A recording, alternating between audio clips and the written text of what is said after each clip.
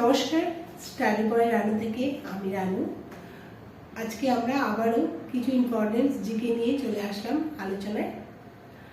আমাদের ভিডিওগুলো ক্লাসগুলো যদি তোমাদের ভালো লাগে অবশ্যই একটা কমেন্ট করে জানিও, আর আমাদের ভিডিওগুলো প্রথম থেকে শেষ পর্যন্ত দেখুন। তো চলো শুরু করা যাক। ঠিক আছে, তো চলো শুরুই করি। তো আজকে আমরা কিছু একেবারে সহজ এবং ইম্পর্টেন্ট কিছু প্রশ্ন নিয়ে আবারও আলোচনায় চলে আসলাম। প্রশ্নটা দেখলে হয়তো তোমরা ভাববে যে এইগুলো প্রশ্ন তো একেবারে সহজ, কিন্তু পরীক্ষার প্রশ্নগুলো দেখলে কিন্তু বোঝা যায় এই ধরনের প্রশ্নগুলো কিন্তু থাকে, তবু আমরা তখন সহজ বলে পড়ি না, তবে ছেড়ে দিয়ে আসতে হয় আমাদের। আচ্ছা, প্রথমে একেবারে সহজ প্রশ্ন। এবার অর্ধপরিবাহীর নাম আমরা শুনেছি, এরকম অর্ধপরিবাহী দুটোর নাম বলতে পারবে? সিলিকন ও জার্মেনিয়াম। সিলিকন এবং জার্মেনিয়াম, এগুলো হচ্ছে অর্ধপরিবাহী। ঠিক আছে, এই অর্ধপরিবাহী থেকে আরেকটা প্রশ্ন তোমাকে কিছুক্ষণ পর করবো। ঠিক আছে, আচ্ছা এবার বলতো সূর্যের কৌণিক দূরত্ব পরিমাপ করা হয় কোন যন্ত্রের সাহায্যে? সেক্সটেন যন্ত্রের সাহায্যে। আচ্ছা, এর সাথে আরেকটা জিজ্ঞাসা করি, উদ্ভিদের বৃদ্ধি, ঠিক আছে, উদ্ভিদের বৃদ্ধি পরিমাপ করা হয় কোন যন্ত্রের সাহায্যে? আর্ক ইন্ডিকেটরের মাধ্যমে। আর্ক ইন্ডিকেটর বা অক্সানোমিটারও বলা হয়, ঠিক আছে।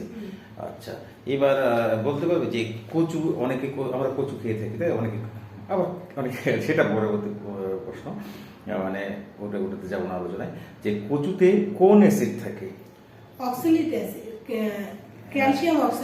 ক্যালসিয়াম অক্সালেট থাকে, এই জন্য গলা চুলকায়। ঠিক আছে, কচুতে থাকে ক্যালসিয়াম অক্সালেট।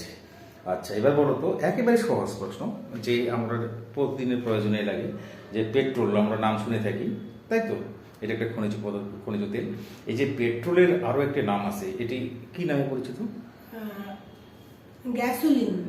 পেট্রোলের অপর নাম হচ্ছে গ্যাসোলিন। ঠিক আছে, তো প্রশ্নগুলো কিন্তু দেখে আমাদের সহজ মনে হবে যে এটা কি কি ধরনের প্রশ্ন, কিন্তু এই ধরনের প্রশ্নগুলো কিন্তু পরীক্ষায় দিয়ে থাকে। ঠিক আছে, এবার সাপের বিষে থাকে কোন ধাতু? জিঙ্ক থাকে সাপের বিষে। আমাদের শরীরে থাকে কত? 23 জোড়া ক্রোমোজোম, তাই তো? এরকম বিভিন্ন প্রাণীর শরীরে কিন্তু ক্রোমোজোম সংখ্যা কিন্তু এক একটা প্রাণীর ক্ষেত্রে এক এক রকম। এরকম বলতো ব্যাঙের দেহে ক্রোমোজোম সংখ্যা কয়টি? 22টি। আমাদের হচ্ছে 23 জোড়া, মানে 46টি, আর এদের হচ্ছে 22টি। আচ্ছা, এবার একেবারে সহজ প্রশ্ন, মস্তিষ্কের পর্দাকে কি বলা হয়? মেনিনজেস বলা হয়। সহজ, কিন্তু আমরা কনফিউশনে পড়ে যাই, তাই বারবার তোমাদের রিভিশন করার জন্যই কিন্তু আমাদের এই ভিডিওগুলো। যারা বিভিন্ন পরীক্ষার প্রস্তুতি নিচ্ছ, তোমরা যদি এই ভিডিওগুলো দেখো তোমাদের কিন্তু রিভিশন হয়ে যাবে, মেনলি সেটার জন্য কিন্তু নিয়ে আসা। হৃৎপিণ্ডের আবরণকে কি বলা হয়? পেরিকার্ডিয়াম। ফুসফুসের আবরণকে কি বলা হয় বলতে পারবে? প্লুরা। যকৃতের আবরণকে কি বলা হয়? গ্লিসন্স পর্দা। আমরা কিন্তু প্রথম তিনটে জানি, কিন্তু যকৃতের পর্দাকে অনেকেই আমরা কিন্তু জানি না, সেটাও কিন্তু এখন পরীক্ষা দিতেই পারে। এবার অর্ধপরিবাহী থেকে তোমাকে যে প্রশ্ন করতে চেয়েছিলাম, যে সাধারণত কি হয়, যে উষ্ণতা বৃদ্ধিতে যে কোনো ধাতুর রোধটা বেড়ে যায়, তাই তো? এবার বলতো উষ্ণতা বৃদ্ধিতে অর্ধপরিবাহীর ক্ষেত্রে রোধের কিরকম পরিবর্তন ঘটে? রোধ হচ্ছে কমে যায়। উষ্ণতা বৃদ্ধিতে রোধটা কমে যায়। আচ্ছা, এবার বলতো আলোর প্রবাহ পরিমাপের একক কি? ক্যান্ডেলা। আলোর প্রবাহ পরিমাপের একক হচ্ছে ক্যান্ডেলা। রক্তকণিকা 3 প্রকার, তাই তো? লোহিত রক্তকণিকা, শ্বেত রক্তকণিকা, অনিচক্রিকা। এদের মধ্যে এই 3টি রক্তকণিকার মধ্যে কোন রক্তকণিকার মধ্যে নিউক্লিয়াস থাকে না?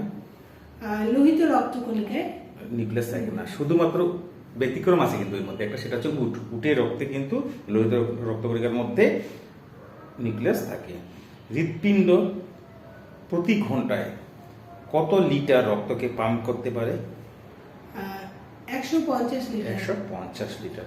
এবার বলতো আমাদের চোখের মধ্যে কোন বস্তুর প্রতিবিম্ব গঠনে সাহায্য করে কোন অঙ্গ? চোখের রেটিনা।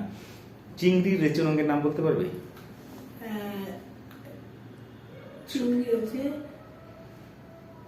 মনে পড়ছে না। চিংড়ির রেচনাঙ্গের একেবারে সহজ, সেটা হচ্ছে সবুজ গ্রন্থি। সেটা হচ্ছে কি? সবুজ গ্রন্থি।